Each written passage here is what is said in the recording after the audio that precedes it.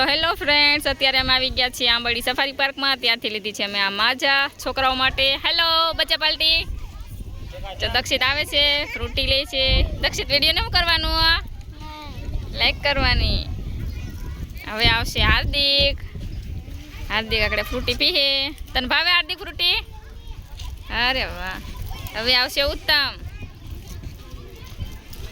હાલો Frooti પીવો તો ભાઈ. કેવીક છે વિડીયોને? શું કરવાનું?